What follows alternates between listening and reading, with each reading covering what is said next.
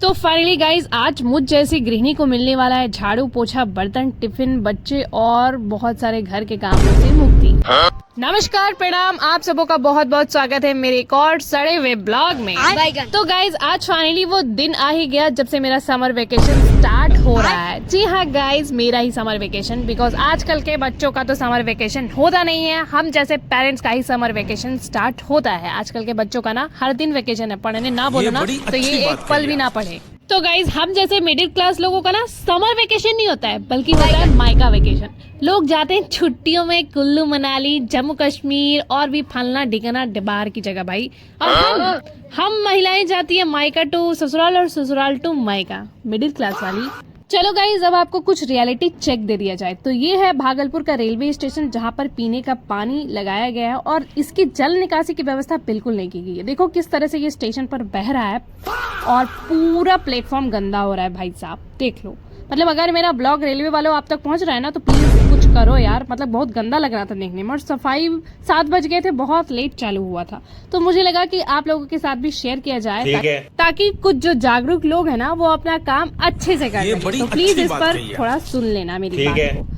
तो गाइज गाड़ी की अनाउंसमेंट हो चुकी थी और अब मैं आ चुकी थी प्लेटफॉर्म नंबर 3 में, जहां पर कुछ ही देर में हमारी लौपतगामिनी प्रस्थान कर जाती है। ये आगे हमारी लौपतगामिनी आप देख लो। तो ये थी हमारी कवि गुरु एक्सप्रेस जो कि जमालपुर से लेकर हावड़ा तक चलती है। और भाई ये पूरा बदल दिया गया है, इस पर मैंने ब्लॉग भी बनाया है, लॉन्ग वीडियो है, प्लीज देख लेना अगर जिन्होंने नहीं देखा। यूट्यूब पर सर्च करो मधुप्रिया ब्लॉग्स। तो guys we are ready to go. तो ये देखो दीन दयालु लिखा हुआ है भाई, लेकिन कवि गुरु एक्सप्रेस नाम है इसका। तो गाइज इस चिलचिलाती गर्मी में ना मैं बैठ चुकी हूँ जनरल में। भाई मेरी तो हालत खराब हो गई थी, ऐसा लग रहा था कि मैं सच में मर ही जाऊंगी। तो फाइनली थोड़ी देर में यहाँ पर हमारी गाड़ी खुल जाती है और इतनी ज्यादा हमें गर्मी लग रही थी ना। मेरी सीट थी विंडो वाली, सीट तो खैर विंडो वाली मिल गई थी बट हमें विंडो वाली नहीं मिली थी, हमारा एक्सचेंज हो गया था सीट।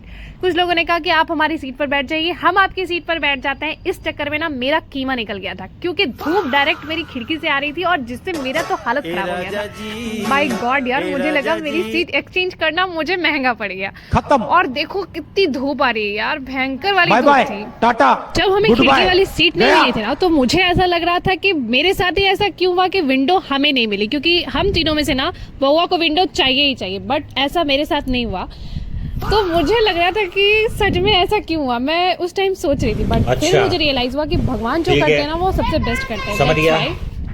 तो गाइज इस वाले मौसम को जेठ क्यों कहा जाता है ये आप बिल्कुल भली भांति देख सकते हो, क्योंकि इसने मुझे घूंघट उड़ा दिया है भाई साहब। इतनी गर्मी थी ना कि मैं दुपट्टा ओढ़ना प्रेफर की, क्योंकि मुझे लगा कि अब मेरे से सहन नहीं हो रहा है भाई, पहले दुपट्टा ओढ़ो वरना मैं तो साथ ही पतिदेव ने यहाँ पर ले लिया था हम सब के लिए पॉपकॉर्न। तो यहाँ पर पॉपकॉर्न खाना तो बनता है। फिर मेरे दिमाग की बत्ती जलती है भाई साहब और मैं सोची कि घूंघट ओढ़ने से अच्छा है कि अपने दुपट्टे को खिड़की पे टांग दो जिससे धूप नहीं आएगी और मैं बच जाऊंगी थोड़ी सी।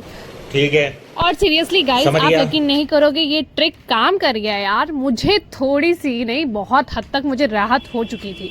तो ये देखा ना मेरा दिमाग का आइडिया, मानते हो ना कि मैं भी होशियार हूँ। चलो इसी बात से वीडियो को लाइक, एक चैनल को सब्सक्राइब और हाँ एक प्यारा सा कमेंट कर देना। भाई मेरे पास जितना दिमाग था मैंने अपना सारा दिमाग तो लगा लिया था, लेकिन गर्मी कैसे कम होगी इस बात का मुझे कोई आइडिया था ही नहीं। और हमारी रेलगाड़ी जो है यहाँ पर रुक जाती है भाई साहब, इसलिए बहुत ज्यादा गर्मी लग रही थी, क्योंकि गाड़ी अगर चलती रहती है ना तो हवा आती है, लेकिन हवा तो आ ही नहीं रही थी भाई। पसीने देखो कितने आ रहे हैं, मेरी तो लग रही थी जान चली जाएगी। बट फिर फाइनली हमारी रेलगाड़ी स्टार्ट होती है और अब मैं सोच रही थी कि भाई मेरा डेस्टिनेशन पहुंचा दो उसके बाद ही रुकना यार। ये बड़ी तो गाइस यहाँ पर और एक मिरेकल होता है मेरे साथ, मेरी बगल वाली सीट खाली हो जाती है ना और मैं खिड़की वाली सीट से साइड हट के इधर आ जाती हूँ ताकि भाई साहब थोड़ा सा धूप कम हो सके। तो फाइनली यहाँ पर ना थोड़ा सा मुझे आराम हुआ था और ज्यादा। फिर यहाँ पर आ चुका था मेरा बउआ जो कि खिड़की वाली सीट के पास आके बैठ गया था, बट सीरियसली उसे भी अंदाजा नहीं था कि गर्मी लगेगी। तो मैं उसे बोल रही थी कि इधर आ जाओ गर्मी लगेगी, लेकिन इस बच्चे को तो सुनना ही नहीं है क्योंकि उसे तो पसंद है बस विंडो वाली सीट। और देखो इसकी मासूमियत यार, कितने अच्छे से एक्टिंग कर करके पानी पी रहा है। मैं उसे रिकॉर्ड करी थी और इतना मजा आ रहा था ना कि मत पूछो।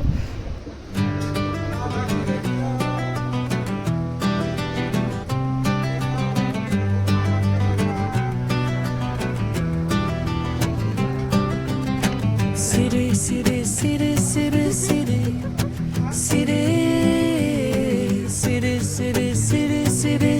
तो फाइनली ये था हमारी जर्नी का अंतिम पड़ाव। यहाँ पर आने वाला था मेरा डेस्टिनेशन जो कि था दुमका। और सीरियसली मुझे बहुत ज़्यादा खुशी हुई यार, क्योंकि इस सड़ी हुई गर्मी से तो मुझे राहत मिलने वाली थी। मैं बता नहीं सकती कितनी खुश थी। तो गाइज ये है दुमका का रेलवे स्टेशन, जहाँ पर अभी कवि गुरु खड़ी है और दोनों ही कसम से चकाचक लग रहे हैं। और ट्रेन से उतरने के बाद ये था मेरा पहला लुक, जो कि बहुत ज़्यादा सड़ा हुआ लग रहा था, बिकॉज मैं चूर चूर हो गई थी थक के, और हाँ पसीने से मैं पूरी लथपथ हो गई थी।